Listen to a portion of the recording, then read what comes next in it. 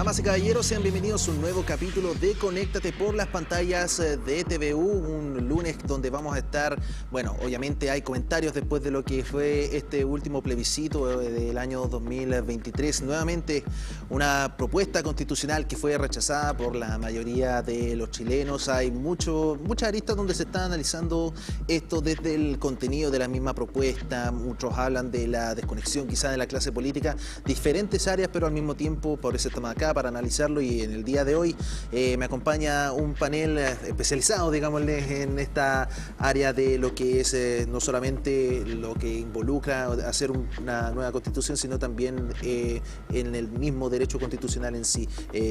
Por un lado, Lucas Serrano, analista de Observa Bio Bio. Lucas, muchas gracias por acompañarnos nuevamente en TVU. Buenas noches, un gusto estar acá.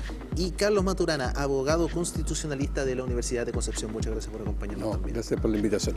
Bueno, después de lo que se vio durante este día domingo, en contra un 55,76%, el a favor un 44,24%, nuevamente una segunda propuesta que fue rechazada, pero que esta vez representaba a otro espectro político, siendo que la primera vez se presentaba a gran parte del oficialismo, esta vez fue la derecha la que recibe, no sé si llamarlo derrota, pero sí se llevó la misma reacción por parte de estas mismas votaciones.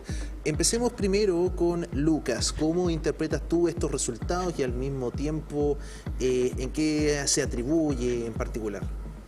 Sí, da para harto análisis, la verdad. En general es difícil observar esta elección sin entender el proceso entero, sobre todo porque es muy probable que como resultado de esta elección el proceso constituyente a lo menos tenga un alto por un buen rato o se traslade al Congreso. Ciertamente una propuesta, la que se votó el día de ayer, a mi juicio se entendió y se posicionó en la ciudadanía también como una propuesta que representaba más a un sector político, más que buscaba una unión transversal, porque mirando los datos electorales uno se da cuenta que hay gente que votó rechazo y volvió a votar en contra. Hay gente que ninguna de estas dos propuestas los ha convencido, como decías tú muy bien hace un rato. Aquí ahora dependía de un espectro político distinto. Y aún así ese espectro político no fue capaz de entregar un texto que sea o que haya sido o que hubiera sido alabado o querido o ratificado por la ciudadanía. La pregunta que nos deja es, ¿existe un escenario donde eso es posible? Porque obviamente la puerta a un tercer proceso constituyente es muy difícil que se abra y obviamente hay muchos que, y si uno lo veía un poquito en las declaraciones del día de ayer, aun cuando la elección claramente es una derrota para la propuesta, muchos se sentían ganadores y sobre todo porque ayer había un gran espectro político celebrando, desde Rojo Edward a Carolina Leitao, pasando por el gobierno. Entonces sin duda alguna esto es lo que más va a hacer es una especie de reconfiguración de fuerza, pensando en lo que se viene, sobre todo porque se nos vienen nuevamente más años electorales por delante. Bueno, al mismo tiempo había un sector que derechamente no quería una nueva constitución. Bueno, al mismo tiempo el debate está para quedarse. Bueno, ¿cómo lo ves tú, Carlos? Obviamente, bueno, acá dejar en claro, no hay ganadores en este proceso. Hay dos espectros que se vieron afectados con estas últimas votaciones, sin duda, pero al mismo tiempo, ¿cómo lo ves tú? ¿A qué atribuyes este rechazo por parte de la ciudadanía nuevamente a esta propuesta? A ver, yo creo que hay un perdedor claro, un conjunto, podemos discutir cuánto representa de la sociedad, pero al menos un sector en el que me involucro, que queríamos un cambio constitucional. Porque esto no es un tema de lo que pasó el domingo, esto es un tema que venimos ya desde hace mucho tiempo, pero que tiene puntos de inflexión importantes desde el 2019 en adelante. Entonces hay una serie de procesos electorales que generan bastante extrañeza. O sea, una elección de una primera convención constituyente con una amplísima mayoría de la izquierda, sin contrapeso, sin condición, sin nada, para que ofrecieran un texto y se elabora un texto que la ciudadanía no lo acoge. Y luego pasa lo mismo, pero con diferencia de menos de 2 años, pero con un signo totalmente distinto y la misma, es decir, sin ninguna condición, sin cortapisas, sin nada, hagan lo que quieran. Y tampoco se logra estructurar. Entonces al final llevamos 2 años, hoy día he escuchado una cifra nomás, no sé si será cierto, pero lo escuché en la radio, 150.000 millones de pesos en estos 2 años gastados. Cifra aproximada, sí. Para quedar en el mismo punto de partida. Claro. Entonces, la sensación que a mí me queda es de frustración en ese sentido. De frustración, y por cierto creo que hay una desconexión importante entre las élites políticas, las que tuvieron por lo menos el control de los procesos, y la ciudadanía. No lograron conectar con una propuesta que reflejara. A veces uno dice cosas que son como casi de buena crianza, pero parece que en Chile tienen un poquito más de arraigo. Es decir, esta cosa de evitar textos muy identificados con un sector, sino más bien buscar la transversalidad. Creo que no se logró dar ese tono, ¿verdad? Y ese tono era el que de alguna manera la ciudadanía también estaba buscando. Lucas, Carlos, los invito a escuchar las declaraciones del presidente de la República tras darse a conocer este último resultado. Pasemos a escucharlas de manera inmediata. La soberanía popular ha expresado de manera clara su voluntad y la mayoría ha votado en contra del texto constitucional que se le ha propuesto. Con esto, quiero ser claro, durante nuestro mandato se cierra el proceso constitucional. Las urgencias son otras. Es el momento de reconocer el resultado alcanzado a quienes levantaron la opción en contra, pero sin olvidar, y esto es importante, que una parte importante de quienes asistieron a las urnas votaron por la opción a favor. No podemos volver a cometer el mismo error de los plebiscitos anteriores. El país lo hacemos todos y todas, y quienes triunfan en una elección no pueden prescindir ni ignorar a quienes son circunstancialmente derrotados. Nuestro país seguirá con la Constitución vigente porque luego de 2 propuestas constitucionales plebiscitadas, ninguna logró representar y unir a Chile en su hermosa diversidad. El país se polarizó, se dividió y al margen de este contundente resultado, el proceso constitucional no logró canalizar las esperanzas de tener una nueva Constitución redactada para todos. La política ha quedado en deuda con el pueblo de Chile. Y esta deuda se paga logrando las soluciones que los chilenos y chilenas necesitan y nos exigen que alcancemos. Está claro, a mí no me cabe ninguna duda, que lo que hoy demanda la ciudadanía es mayor capacidad de diálogo, de consensos, pero sobre todo de acción, de resolución, de abandonar las trincheras y la imposición de visiones parciales para poder concentrarnos en dar solución a los problemas más apremiantes que enfrentan los chilenos y chilenas en su vida diaria y que siguen causando un legítimo malestar que está presente en nuestro pueblo y que no podemos obviar. Ahí estaban las palabras del presidente de la República, Gabriel Boric, y por lo menos una frase que muchos medios citaron y que al mismo tiempo generó sus respectivas reacciones. La política está en deuda, haciendo alusión obviamente a estos 2 modelos de sociedad que se tratan de proponer con estos proyectos de nueva constitución. ¿Hay desconexión entre la política y la ciudadanía, Lucas, bajo lo que tú puedes observar y lo que se logra apreciar tras su reacción en estos últimos plebiscitos? Es bien interesante porque creo que hay una respuesta rápida y otra que nos llevaría un poquito más de reflexión.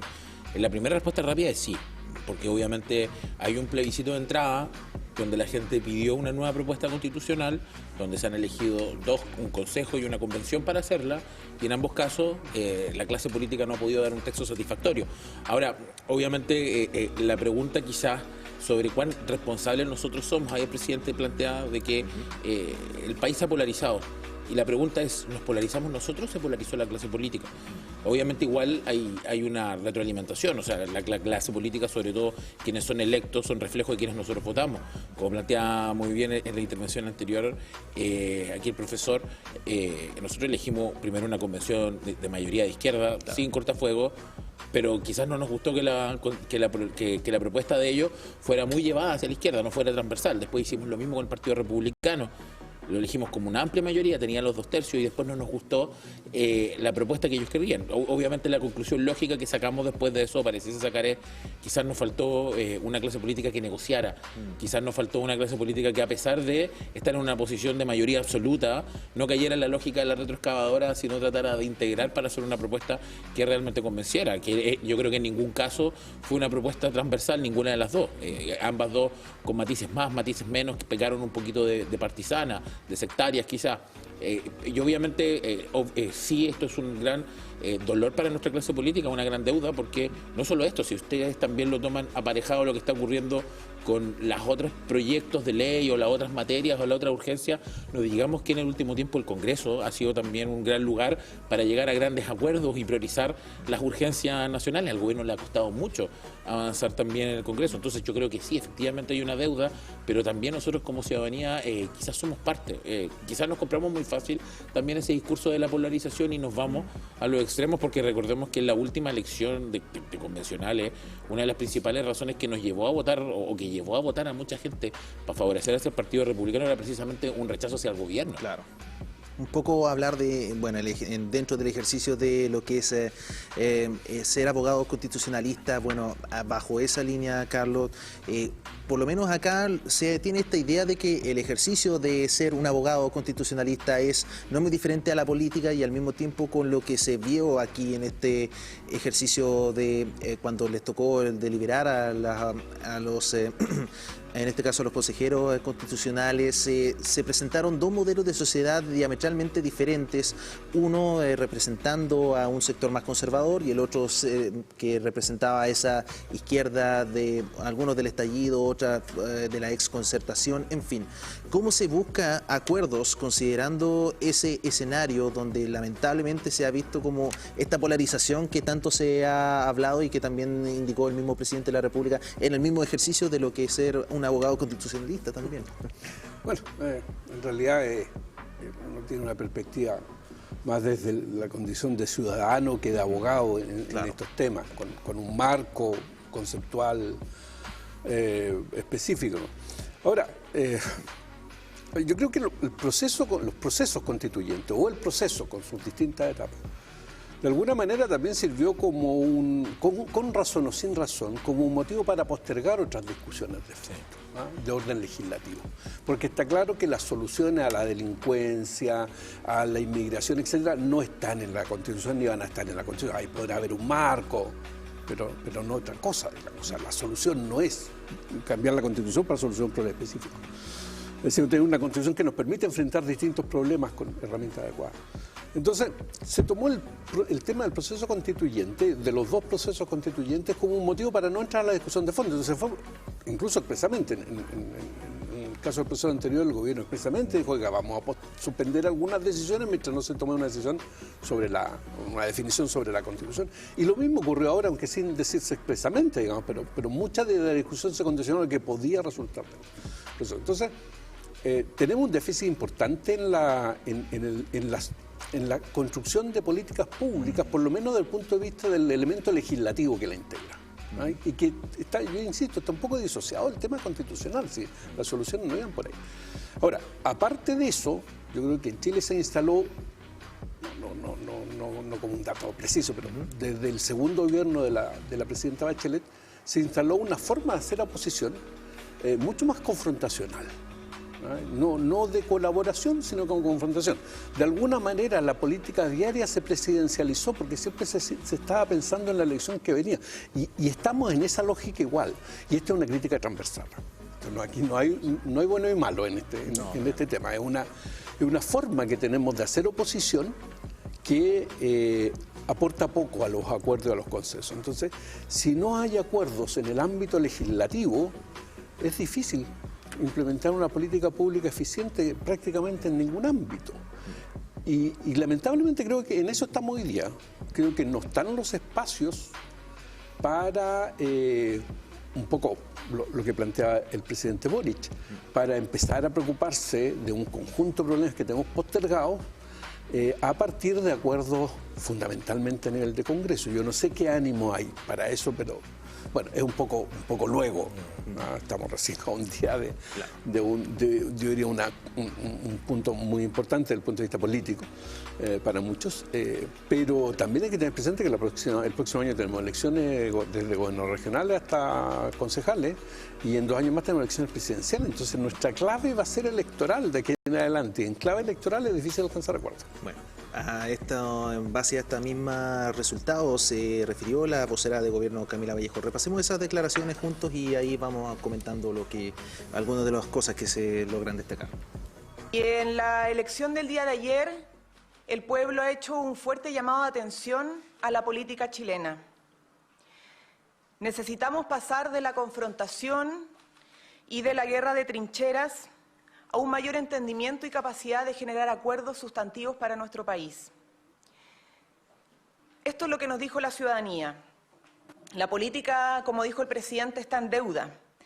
No cumplió con muchas de las expectativas que tenía nuestra gente y debemos saldar esa deuda. Y eso nos llama a actuar con prontitud. El momento de la unidad para avanzar sin excusas, en seguridad, en crecimiento económico, en empleo, en mejores pensiones y también mejor salud y mejor educación. Ahí están las palabras de la vocera de gobierno, Camila Vallejo, y bueno, hablaba de una serie de prioridades que por lo menos ya anunciaron que no iba a haber un nuevo proceso constituyente en lo que va del mandato. Habló de seguridad, de crecimiento económico. ¿Ustedes creen que está ahí el foco principal en estos momentos? Partamos con Lucas y después Carlos. Sí, yo igual me quiero tomar de lo último que planteaba el profesor con respecto a lo complejo que ha sido dar luz verde a ciertos debates dentro del mismo Congreso. Hoy día nuestro Congreso tiene una cifra histórica de 21 partidos con representación política, algo que nunca había tenido, y uno, bueno, dice, saluda ahí la representatividad, pero se da cuenta de los desafíos, de cómo se ha hecho tan complejo la puesta de acuerdo, que cualquier situación de, por ejemplo, el mismo proceso constitucional, como plantea muy bien, se llevó toda la discusión. Es cierto que hay desafíos hoy día muy fuertes en materias de seguridad, sobre todo en la sensación de inseguridad. Hay desafíos muy fuertes en la educación con todo lo que es la creación de los SLEP y su implementación, que está recién partiendo. Hay desafíos en pensiones que, si uno regresa a ese octubre del 2018, se va a recordar que uno de los carteles o una de las demandas más expresadas por la ciudadanía era mejores pensiones. El gobierno tiene el desafío de sacar el pacto fiscal, y que también el presidente ayer en sus declaraciones sacó a colación diciendo, claro, que tienen que avanzar en eso. Efectivamente, las prioridades, y creo que este proceso constituyente, una de las cosas que ha servido también es para dar una sensación de realidad con respecto a lo que influyó una constitución que para todos es un texto importantísimo, claro, pero también como muchas de las deficiencias o las problemáticas que siente la ciudadanía no se arreglan necesariamente con un debate constitucional, porque incluso yo puedo consagrar cosas en la Constitución que no necesariamente van a ser verdad de la noche a la mañana, sino es un proceso largo, o incluso son súper cuestionables. Hoy día nuestra Constitución garantiza que las personas viven en ambientes libres de contaminación, y hay gente que no vive en ambientes de libre contaminación. Entonces, el desafío del gobierno es, en estos 2 años, donde además ha sido quizás el único gobierno en nuestra historia que ha tenido elecciones todos los años de su mandato, y va a seguir teniendo los años que quedan, y por lo mismo es muy buena la intervención del profesor con respecto ahora cómo este síndrome que nosotros hablamos en política, que es el síndrome del pato cojo, que estamos pendientes inmediatamente del próximo presidente, va a influir en esa conversación, porque lo va a hacer. ¿Cuál va a ser la postura de Lin Matei, de José Antonio Kast, de los ex concertacionistas, de Carolina Toá o de la misma Camila Vallejo? Y eso se va a llevar la discusión, más que el tema de fondo, que es cuáles son los puntos de acuerdo para avanzar en agendas de este tipo. Bueno, también misma pregunta, Carlos, respecto a las prioridades del gobierno y la búsqueda de acuerdos. ¿Cómo lo ves tú, y al mismo tiempo el rumbo o la hoja de ruta que se establece después de este nuevo panorama? Difícil, yo creo que lo tiene el gobierno. ¿Y por qué hablo del gobierno? Porque nosotros estamos en régimen presidencial, por lo tanto el presidente es la gran figura del sistema político y de él depende mucho, ¿no? Por lo tanto, la responsabilidad fundamentalmente es del gobierno, de impulsar. Los acuerdos son entre dos, pero de impulsar. Entonces, yo creo que lo tiene difícil, porque además de todo lo que hemos conversado, hay un elemento que para mí es relevante, que en los temas que se planteaban, salud, pensiones, seguridad, hay un alto componente ideológico. no es solamente una cuestión económica. Entonces, en seguridad tenemos dos enfoques de enfrentarla. En pensiones también. Hay iniciativas que tienen cierta carga ideológica. O sea, absolutamente. Es decir, la concepción del sistema de ISAPRES obedece a un modelo. ¿Ah? Un modelo de origen liberal. Por lo tanto, tú le decías, no es un modelo que se desprenda de la idea del Estado social, del Estado de bienestar europeo, que es otro modelo en la materia. Lo mismo el sistema de pensiones. Entonces, cada una de estas discusiones va más allá simplemente de lo que creemos como agentes políticos, los parlamentarios en su caso, etcétera, o el gobierno, de lo que creen que es bueno o malo, sino que está con una carga ideológica importante. Y eso, por cierto, en mi opinión, va a dificultar más los acuerdos. ¿Ah? Entonces, yo creo que tiene una dificultad asociada, claramente. Bueno, nosotros vamos a nuestra primera pausa. No se despegue la sintonía, que después vamos con las cifras regionales y también internacionales de lo que fue este plebiscito 2023. No se despegue la sintonía.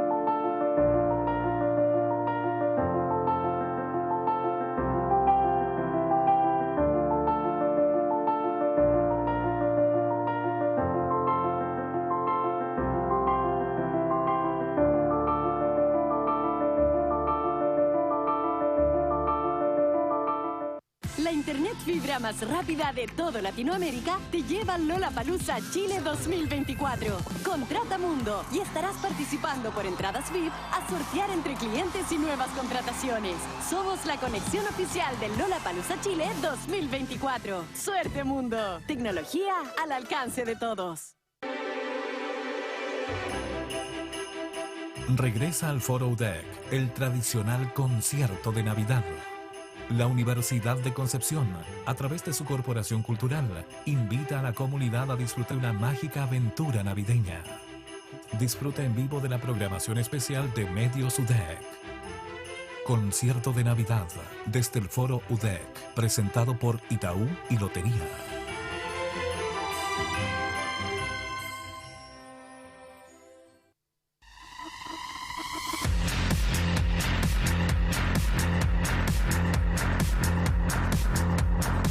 Volvemos de la pausa y nos gustaría analizar la gráfica que nos está acompañando en estos momentos. Esta vez el resultado general por región, como están observando en el mapa, el En Contra ganó con un 55,76%, llegando casi a los 7 millones de votos. La opción a favor, que acumuló 44,24% de una cifra superior a los 5 millones de votos, solo ganó en 3 regiones. Ojo ahí, Maule, Ñuble y Araucanía. Esas son las 3 regiones donde ganó la opción a favor. Pasemos a ver las cifras de la región del Biobío. La opción a favor con un 48,37% y la opción en contra con un 51,63%, correspondiente al 100% de las mesas escrutadas. Votos válidamente emitidos, 1.125.316. Los votos nulos, ahí lo estamos viendo, 46.462 votos en blanco, más de 15.000 total de votación. Bueno, hay un 100% de las mesas escrutadas, de las más de 3.500 mesas, de un total de 3.506. Ahí está la imagen de la región del Biobío. También tenemos las cifras internacionales. Pasemos a verlas de manera inmediata, o mientras tanto vamos comentando. No, acá está precisamente la opción en el extranjero, el a favor, que solamente acumuló un 35 56,68% y que la en contra ganó con un 63,32%. Ese es el, bueno, ya teniendo todas las mesas escrutadas, la panorámica general de lo que fue este proceso de votaciones llama la atención. Eso sí, uno podría decir, claro, todo en rojo, pero hay 3 regiones que están azul: Maule, Ñuble y la Araucanía. ¿A qué atribuyen esos resultados? Bueno, recordar que igual en algunas regiones solamente ganó por una muy estrecha franja la opción a favor en este caso.